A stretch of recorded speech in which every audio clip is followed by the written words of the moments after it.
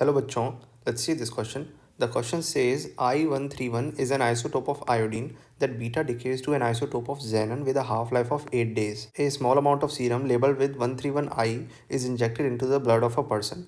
The activity of amount of I injected was 2.4 into 10 to the power 5 becquerel. It is known that injected serum will get distributed uniformly in the bloodstream in less than half an hour. After 11.5 hours, 2.5 ml of blood is drawn from the person's body, which gives an activity of 115 becquerel. The total volume of blood in the person's body in liters is approximately. Now हमें question में कह रहा है कि ये जो iodine है ये बीटा डिके करके हमें जेनन बना रहा है और ये है 131 और इसकी जो हमें एक्टिविटी गिवन है वो गिवन है कितनी 2.4 into 10 to the power 5 initial activity और हाफ लाइफ गिवन है इसकी 8 डेज। अब बोल रहा है कि 11.5 आवर्स बाद आफ्टर 11.5 आवर्स उसमें से 2.5 ml ब्लड हमने निकाला और इसकी एक्टिविटी कितनी आई है 115 बैकरल।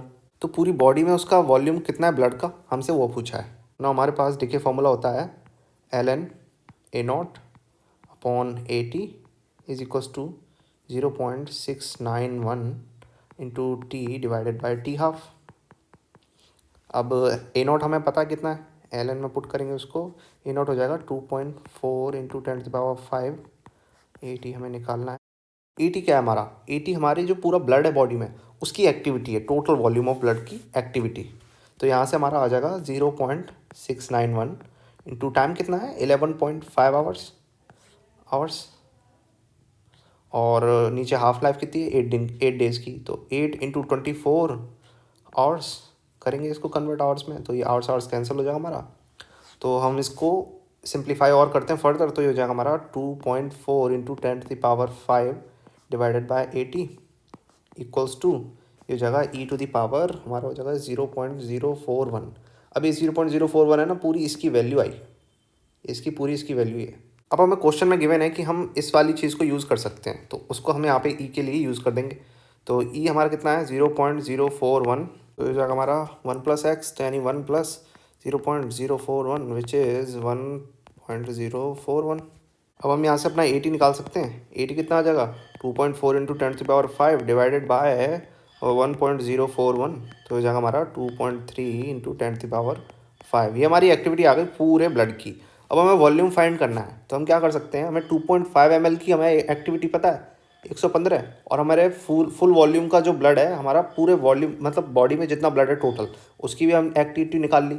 तो हम यूनिटरी लॉ लगा के हम वी वॉल्यूम निकाल सकते हैं। सपोज़ कि वॉल्यूम है हमारा बॉडी में अंडर टोटल वी, तो हम ये वॉल्यूम निकाल सकते हैं वी कितना होगा। तो चलो उसे नेक्स्ट शीट पे सॉल्व करते हैं, इस पर तो गुछड़ पुछड़ हो गई है।